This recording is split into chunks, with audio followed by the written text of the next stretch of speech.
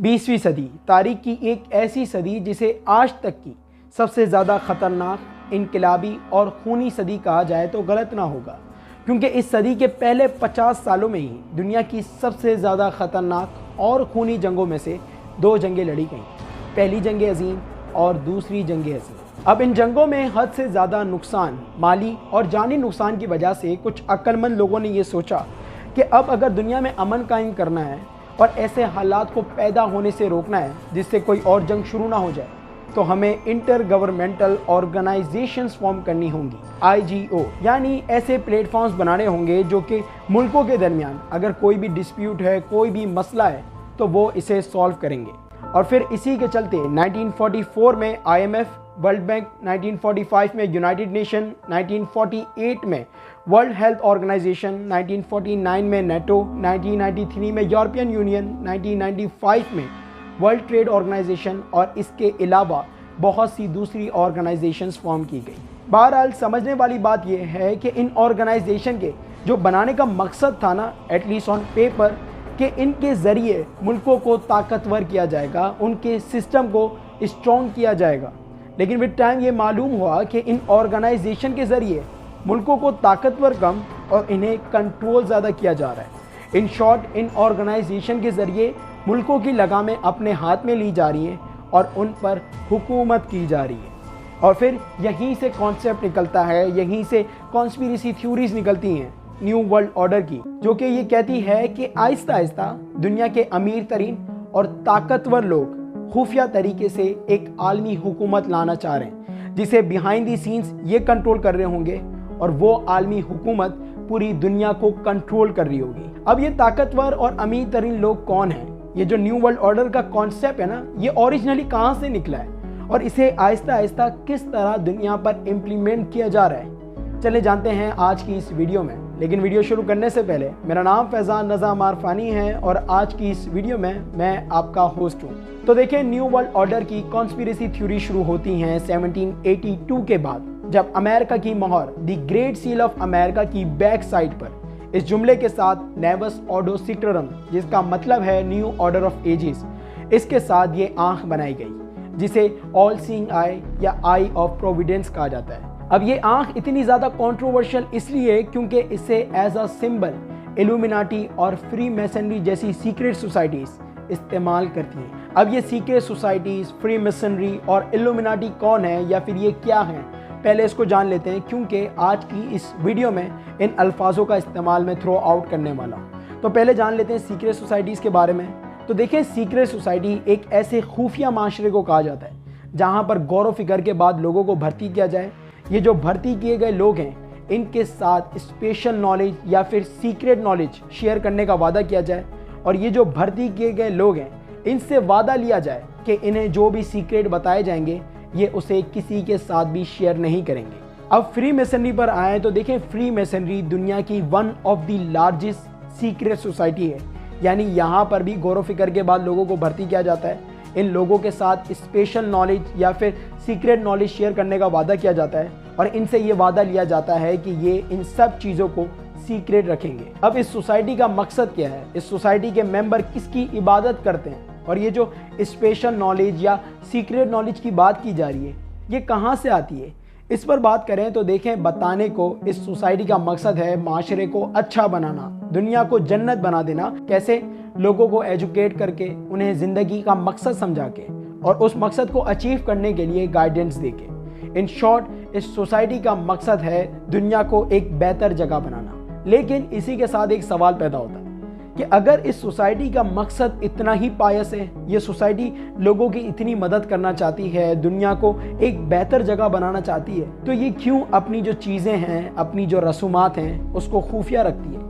तो देखें, इस सवाल का जवाब छुपा है हमारे दूसरे और तीसरे सवाल में कि ये सोसाइटी किसकी इबादत करती है और ये जो स्पेशल नॉलेज की बात की जा रही है, ये इन्हें कौन देता है। पर इस पर बात करने से पहले मैं चाहता हूं कि आप इस सोसाइटी का जो स्ट्रक्चर है उसके हवाले से थोड़ा जान लें। तो देखिए, फ्री मैसनरी सोसाइटी के 33 स्टेप्स या फिर 33 डिग्रीज हैं। अब जैसे जैसे आप ये स्टेप्स क्लाइंब करते जाते हैं, जैसे जैसे आप ऊपर जाते रहते हैं, वैसे वैसे आपके ऊपर ये जो खुफिया राज है ना इस सोसाइटी के, वो खोल दिए जाते हैं। अब कोई शख्स 33 डिग्री पर पहुंच जाता है तो उसे मास्टर ऑफ मैसन्स कहा जाता है, और उस शख्स पर ज़्यादातर जितने भी इस सोसाइटी के खुफिया राज है ना, कि ये सोसाइटी किसकी इबादत करती है, इनकी क्या जो खुफिया रसूमात हैं, वो सब इसके ऊपर खोल दिया जाता है।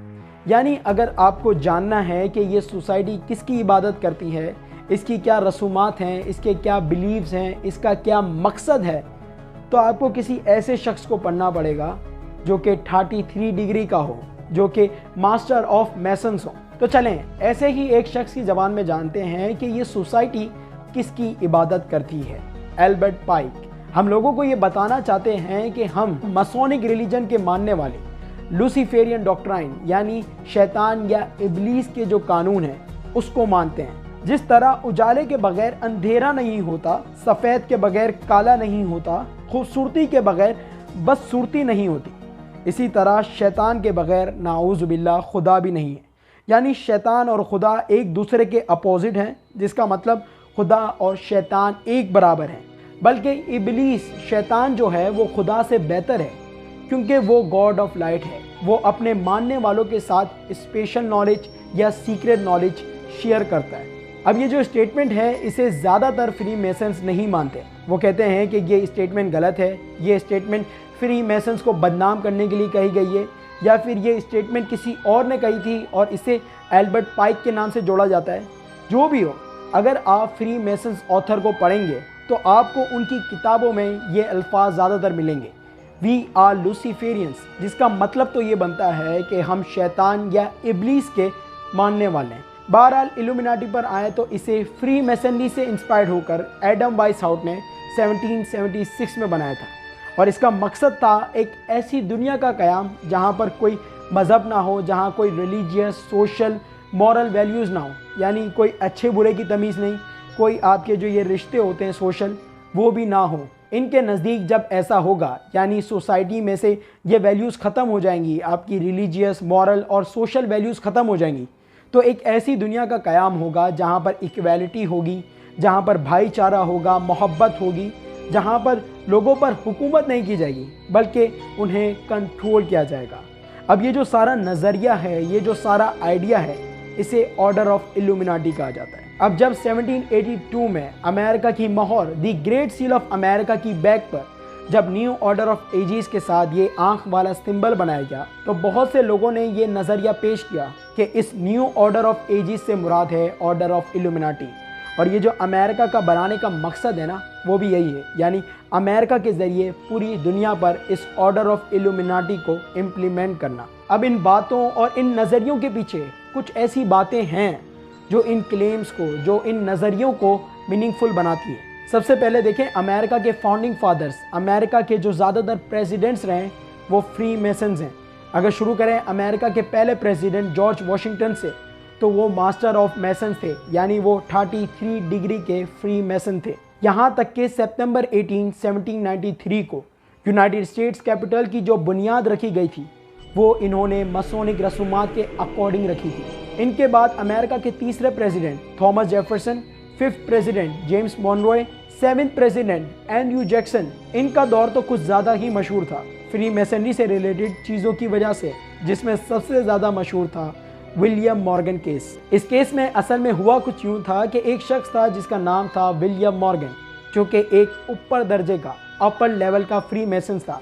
एक दिन इसे फ्री मैसनरी लॉज, जो कि आप कह सकते हैं मुसलमानों की जैसे मस्जिद होती है, क्रिश्चियंस का जैसे चर्च होता है, हिंदुओं का जैसे मंदिर होता है, इसी तरह फ्री मैसनरीज का लॉज होता है। तो एक दिन क्या हुआ, इसे घुसने नहीं दिया, जिसके बाद इसने ये धमकी दी कि ये एक ऐसी बुक लिखेगा जिसका नाम होगा इलस्ट्रेशन ऑफ इल्यूमिनाटी, और इसमें ये जितने भी खुफिया राज हैं इस सीक्रेट सोसाइटी के, ये उसमें वो तमाम के तमाम एक्सपोज कर देगा। फिर क्या होना था, इसके बाद इस शख्स के खिलाफ तहरीक चलाई गई।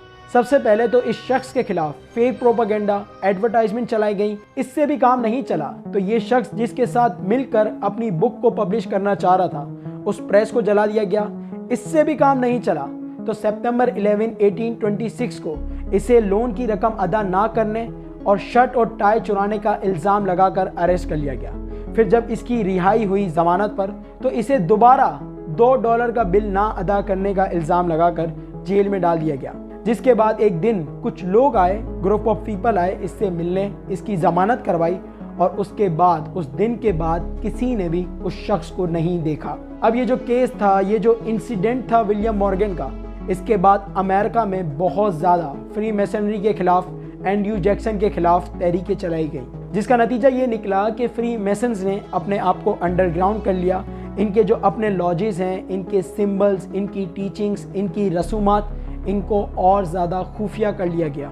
बहरहाल दोबारा प्रेसिडेंट वाली बात पर आए तो एंड्रयू जैक्सन के बाद अमेरिका के 11th president, 15 president, 17 president, 20th president, 25th president, 26th president, 27th president, 29th president, 32nd president जो कि थे फ्रैंकलिन डिलानो रूज़वेल्ट। इनको तो फ्री मैसनरी से इतनी ज़्यादा मोहब्बत थी कि एक मौके पर इन्होंने ये तक कह दिया कि ये मेरी ख्वाहिश है कि अमेरिका में रहने वाला हर शख्स इस सोसाइटी को, फ्री मैसनरी को ज्वाइन करे। इसके अलावा यही तो थे वो जिन्होंने $1 बिल पर इस आंख वाले सिंबल को प्रिंट किया। बहरहाल सेकंड पॉइंट जो कि इस नज़रिए को सपोर्ट करता है कि अमेरिका को इसलिए बनाया गया ताकि इसके ज़रिए ऑर्डर ऑफ इल्यूमिनाटी को इम्प्लीमेंट किया जाए, वो है डेट, तारीखें। अमेरिका की इंडिपेंडेंस डिक्लेयर की गई 1776 को, वही साल जिस साल इल्यूमिनाटी बनाई गई थी। इसके अलावा 9 सिस्टर लॉज जो कि अपने इन्फ्लुएंस के ज़रिए फ्रांस को राज़ी कर रहा था कि वो अमेरिका की अमेरिकन रेवोल्यूशन वॉर में मदद करे, ये भी उसी साल बनाया गया। और इस मसोनिक लॉज को बाद में हेड कौन कर रहे थे?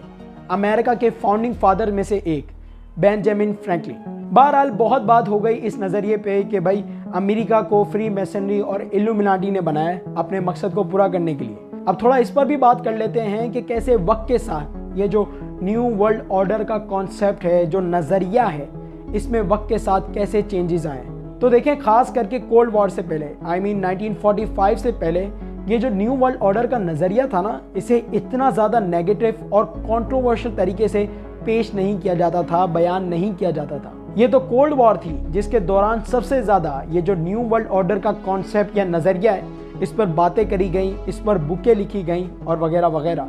सबसे पहले नज़रिया तो ये था, जैसा कि आपको पता है, कि वर्ल्ड वॉर 2 के बाद सोवियत यूनियन कम्युनिज्म की ताकत बहुत तेजी से बढ़ रही थी। वेस्टर्न और यूरोपियन कंट्रीज के ऊपर एथियस्ट और कम्युनिस्ट आइडियाज़ का इन्फ्लुएंस बढ़ रहा था, जिसके बाद बहुत से लोगों ने ये नज़रिया पेश किया कि ये जो सोवियत यूनियन की बढ़ती हुई ताकत है ना, इसके पीछे न्यू वर्ल्ड ऑर्डर को लाने वालों का हाथ है। क्योंकि देखिए, सोवियत यूनियन एक तो एथियस्ट कंट्री थी, वहाँ तो मज़हब का कोई नामो निशान, कोई कॉन्सेप्ट ही नहीं था। इसके अलावा सोवियत यूनियन में डिक्टेटरशिप थी। ये वो दोनों बातें हैं जो इल्यूमिनाटी, जो ऑर्डर ऑफ इल्यूमिनाटी में पाई जाती है। एक तो मज़हब ना हो और दूसरा एक ही सेलेक्टेड ग्रुप हो जो कि पूरी दुनिया को चला रहा हो। इन सब चीज़ों के दौरान ही 1950 में जेम्स वॉन बर्ग, जो कि एक जर्मन बैंकर थे और फ्रैंकलिन डिलानो रूज़वेल्ट के फाइनेंशियल एडवाइज़र थे, इन्होंने यूनाइटेड नेशन चार्टर में तारीखी अल्फाज कहे। मैं आपको कोट करता हूँ, आलमी हुकूमत बनकर रहेगी चाहे हमें पसंद हो कि नहीं। सवाल यह है कि आलमी हुकूमत जीत कर बनाई जाएगी या मिलकर। बहरहाल through out 1950s, 1960s, 1970s और 1980s तरह तरह की बुक लिखी गई जिसमें न्यू वर्ल्ड ऑर्डर से रिलेटेड मुख्तलिफ नज़रिए पेश किए गए, जैसे कि विलियम गॉय कॉर्की 1955 की the red fog over America, 1956 की पाउंड्स इन दी गेम्स, 1982 की the conspiracy to destroy all governments and religions. इन सब में इन्होंने एक तो ये नज़रिया पेश किया कि वर्ल्ड वॉर 1 और वर्ल्ड वॉर 2 दोनों ही प्लान थी। वर्ल्ड वॉर 1 इसलिए लड़ी गई ताकि सोवियत यूनियन की ताकत बढ़ाई जाए और उसके ज़रिए एक तो कंट्रीज़ को डिस्ट्रॉय किया जाए और मज़हब को वीक किया जाए। इसके अलावा वर्ल्ड वॉर 2 इसलिए लड़ी गई ताकि एक तो हिटलर को साइड पे किया जाए, जो ज़ायनिज़्म आइडियोलॉजी है उसको ऊपर लाया जाए और यहूदियों के लिए एक अलग मुल्क बनाया जाए। इसके अलावा इन्होंने अपनी book pounds in the games में ये नज़रिया पेश किया कि ये जो इंटरनेशनल कैपिटलिज्म है, इंटरनेशनल कम्युनिज्म है, इन दोनों को behind the scenes international bankers यानी रॉथशाइल्ड और रॉकफेलर फैमिली, इसके अलावा इल्यूमिनाटी और फ्री मैसनरी कंट्रोल कर रहे हैं। मकसद आलमी हुकूमत का क़याम। इनके अलावा 1991 में एक और बुक लिखी गई थी इस टॉपिक से रिलेटेड, जो कि उस वक्त की बेस्ट सेलिंग बुक थी, जिसका नाम था द न्यू वर्ल्ड ऑर्डर। इस बुक में पैट रॉबर्टसन, जो कि इस बुक के राइटर हैं, वो कहते हैं कि वॉल स्ट्रीट अमेरिका का central bank, federal reserve system, America की काउंसिल ऑन फॉरेन रिलेशनशिप, इसके अलावा ट्राइलेटरल कमीशन, ये सब बिहाइंड दी सीन्स ऐसे हालात पैदा कर रहे हैं, लोगों को आहिस्ता आहिस्ता ऐसी आलमी हुकूमत की डायरेक्शन में ले जा रहे हैं जिसे एंटी क्राइस्ट, इस्लाम में जिसे दज्जाल कहा गया है, वो कंट्रोल करेगा। इसी के साथ ये सवाल पैदा होता है कि यार ये कौन से इवेंट्स की बात कर रहे हैं, ये जो कह रहे हैं ना ऐसे हालात पैदा किए जा रहे हैं, तो ये ऐसे कौन से हालात हैं या फिर ऐसी कौन सी चीज़ है जिसके थ्रू न्यू वर्ल्ड ऑर्डर को इम्प्लीमेंट किया जा सकता है या फिर किया जा रहा है। तो देखिए, सबसे पहला है कोप डिटेट, तख्ते पलटना। इसमें है कि मुल्कों में अपनी फ़ौज भेजना, वहाँ की हुकूमत का तख्ता पलटना, इसके बाद या तो वहाँ पर माशरा नाफिज कर देना या अपनी मर्ज़ी का बंदा बिठाना।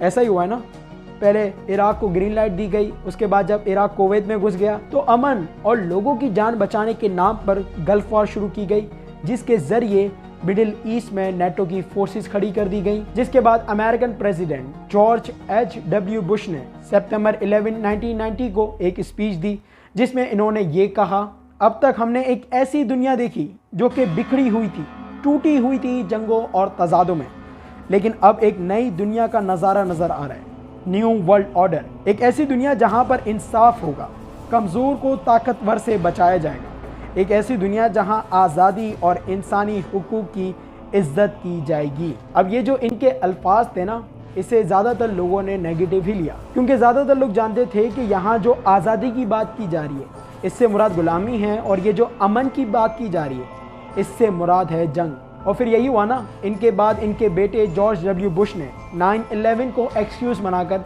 इराक को बर्बाद कर दिया, अफ़गानिस्तान को बर्बाद कर दिया, दोनों मुल्कों में नेटो की फोर्सेस खड़ी कर दी। इसके अलावा सोमालिया, सीरिया और बहुत सी दूसरी कंट्रीज़ भी तबाह बर्बाद कर दी गई हैं 9/11 से लेकर आज तक। बहरहाल दूसरा तरीका है लोगों पर नज़र रखना, लोगों की जासूसी करना। 2003 में अमेरिका की तरफ से एक एजेंसी लॉन्च की गई, इंफॉर्मेशनल अवेयरनेस ऑफिस, जिसका लोगों के साथ ये आँख बनी हुई थी और इसके साथ लिखा हुआ था नॉलेज इज़ पावर। ये एजेंसी अपने प्रोग्राम टोटल इंफॉर्मेशन अवेयरनेस के तहत हर तरह का डेटा, वो आपका ईमेल का हो, सोशल मीडिया का हो, आपकी फ़ोन कॉल्स हो, आपका इसके अलावा मेडिकल रिपोर्ट तक, ये सारा जो डेटा था वो स्टोर कर रही थी। लेकिन फिर अमेरिका में प्रोटेस्ट हुए, जिसके बाद इस प्रोग्राम को कुछ हद तक, कुछ अरसे तक रोक दिया गया, क्योंकि इसके कुछ ही अरसे बाद 2003 में अमेरिका की नेशनल सिक्योरिटी इंटेलिजेंस की तरफ से इसका भी बाप प्रोजेक्ट लॉन्च किया गया, वो था डेटा सेंटर, जिसके बारे में ये है कि ये टोटल इंफॉर्मेशन अवेयरनेस प्रोग्राम से भी 2 कदम आगे। इसके अलावा अगर हम आज के वक्त में आए 2022 में, तो सोशल मीडिया ऐप से लेकर गवर्नमेंट तक, ऑल्थो डेवलपिंग कंट्रीज़ में ये थोड़ा कम है, ये दोनों हर तरह का डेटा, हमारा जितना भी डेटा होता है वो सब इनके पास होता है। अब ये डेटा किस किस तरह इस्तेमाल किया जा सकता है और किस हद तक इस्तेमाल किया जा सकता है, इसका कोई अंदाज़ा नहीं है। बहरहाल तीसरा तरीका है आबादी को कंट्रोल करना। जाहिर सी बात है, जितने लोग कम होंगे उन्हें कंट्रोल करना इतना ही ज़्यादा आसान होगा, लेकिन ये आबादी को कम कैसे करें? तो देखिए, सबसे पहला तरीका है फैमिली प्लानिंग प्रोग्राम को प्रमोट करना, जैसा कि आज के वक्त में बल्कि काफ़ी अरसे से हो रहा है। जैसा कि बच्चे 2 ही अच्छे, जितने बच्चे होंगे उतने ज़्यादा खर्चे होंगे, अगर बच्चे 2 होंगे तो उन्हें ज़्यादा अच्छी फैसिलिटीज़ मिलेंगी, जो कि कुछ हद तक बात ठीक भी है। नंबर 2 है बिला वजह की जंगें शुरू करना। देखिए, ये जो जंग है ना, ये बहुत ही अच्छा तरीका होता है अपनी आबादी को कम करने का, ख़ास करके जो आपकी यूथ है ना उसको साइड पे करने का। और जहाँ बात हो रही है यूथ की, तो इसी से हमारा चौथा तरीका निकलता है, ये जो आपका न्यू वर्ल्ड ऑर्डर को इम्प्लीमेंट करना है ना, इसका चौथा तरीका, और वो है माइंड कंट्रोल।